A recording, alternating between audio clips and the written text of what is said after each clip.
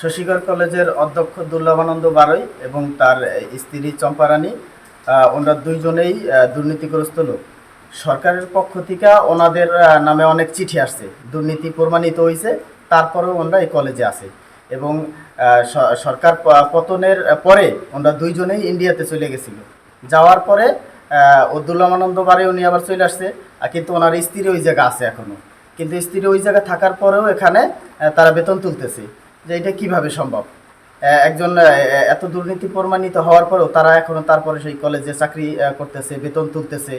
ঠিক আছে, এটা একটা সুষ্ঠু তদন্তের মাধ্যমে তাদের বিচারের আওতায় আনা হোক। দুর্লভ বাবুর নামে বিগত দিনে শত শত অনিয়মের খোঁজ জানা সত্ত্বেও সে জুলাই বিপ্লব 5 আগস্টের পরে সে সব পদ থেকে পালিয়ে এবং তার বউ পালিয়ে ইন্ডিয়া যাওয়ার পরেও সে এখনও সেই পদে বহাল থেকেছে এবং তার বউ এখনও ইন্ডিয়াতে বসে বসে সরকারের বেতন নিচ্ছে। জুলাই আগস্টের যেই প্রেরণা নিয়ে আমরা আন্দোলন করেছি, সেই আন্দোলন আজ যদি সে সেই পথে বহাল থাকে, সেই আন্দোলনের ব্যাহত হয়, প্রশ্নবিদ্ধ হয় সেই আন্দোলন। তাই আমরা অতি শীঘ্রই তার এবং তার ওয়াইফের অপসারণ চাই। বান্ডেল থাকলে প্রতি সেনমানিতে টাকা বাঁচবে। বিকাশ সেনমানি বান্ডেল কিনে জিতুন প্রতি লেনদেনে। আজ থেকে 7-8 বছর আগে ওনার বয়স যখন 13 বছর, উনি 15 বছর দিয়া কলেজের অধ্যক্ষ হিসেবে ঢুকছে তহমিনারে সাইজ করিয়া মলিন্দ বাহিনীর নেতৃত্বে।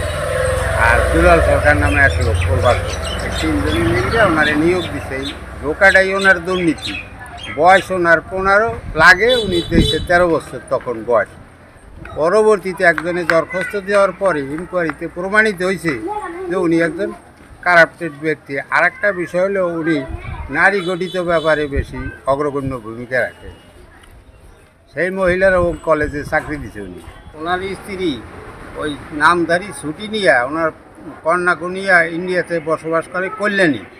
সেইখানে বসে উনি বেতন পান 2টা, একটা বাংলাদেশ সরকারের এমপিওর যেটা, আর একটা কলেজের বেতন। কেউরে কোনো হিসাবও দেয় না। এত বড় দুর্নীতিবাজ স্ত্রীকে নিয়ে উনি এই বাংলাদেশে বসবাস করে। বর্তমান অবস্থায় ওনার জন্য আমরা কলেজের থেকে প্রায় এই দুর্নীতির কারণে প্রায় 80টি ছেলেমেয়ে কলেজ থেকে ফার্স্ট ইয়ার থেকে চলে গেছে। এখন 200 থেকে 250 ছেলেমেয়ে আছে। আর কলেজের একটা সম্পদ ছিল একটা হোস্টেল, সেটাও উনি বন্ধ রাখছে। আমরা অচির এই হোস্টেলটা চালু হোক এইটা চাই এলাকার পক্ষ থেকে। নিজেদের মতন করে কলেজটিকে পরিচালনা করেছে, যেটি এলাকার কোনো লোকজনকে অবগত করেনি। যাদের পরিশ্রমে এই কলেজ সৃষ্টি হয়েছে তাদেরকে কোনো সম্মান বা তাদের কোনো ডাক, তাদের যে যতটুকু প্রাপ্য, এটুকু পর্যন্ত তারা আজ পর্যন্ত করেন। এলাকাবাসী কেউই জানে না ওই শিক্ষা প্রতিষ্ঠানের মধ্যে কী হচ্ছে বা কী নিয়ম অনিয়ম দুর্নীতি হচ্ছে। এগুলো নিয়ে প্রত্যেকের ভিতরেই ক্ষোভ আছে। তো সবাই বিষয়টা নিয়ে খুবই ক্ষোভ প্রকাশ করতেছে এবং এটা শোনা যাইতেছে, কিন্তু এটা আপনাদের দায়িত্ব। আপনারা অবশ্যই এটা খোঁজ খবর নিয়ে দেখবেন। আর তার স্ত্রীর নামে আমরা যতদূর জানি এখন পর্যন্ত প্রতি মাসে 4 লক্ষ টাকা করে ডিপোজিট হচ্ছে এবং 50 লক্ষ টাকা সঞ্চয়পত্র আছে তার স্ত্রীর নামে। তো আমাদের এলাকাবাসীর জানার এইটুকুই জানতে চাই আমরা যে আসলে এই টাকার উৎস কোথায়, এই টাকা কীভাবে সে উপার্জন করলো। এমপিও বাতিলের যে ব্যাপারটি, সেটি তো হচ্ছে মাউসি কর্তৃক নির্ধারিত হয়। এটি মাউসি বলতে পারবে। আমরা ওনার এমপিও শিটে নাম আছে, উনি বেতন ওনার অ্যাকাউন্টে আসতেছে, সেটি আমরা দেখছি। আর উনি ছুটিতে আছেন এই মুহূর্তে, মেডিকেল লিভে আছেন। প্রতিনিয়ত ওনাকে ফিজিওথেরাপি নিতে হয়, সেই জন্য ডাক্তারের পরামর্শে যেখানে ট্রিটমেন্ট নিয়েছেন ওখানেই উনি অবস্থান করছেন। মেডিকেল ছুটির কথা বলা হয়েছে যে সেটি তার শারীরিক কন্ডিশনের উপর ভিত্তি করে গভর্নিং বডি যতদিন মনে করবে ততদিন ছুটি দিতে পারবেন তাকে। এটি সরকারি বিধির ভেতর দিয়ে নিয়ন্ত্রিত হয়। আমি যেটা বললাম, বেসরকারি কলেজ প্রতিষ্ঠানগুলোতে গভর্নিং বডি যদি মনে করে তাহলে ওনাকে ছুটি দিতে পারেন।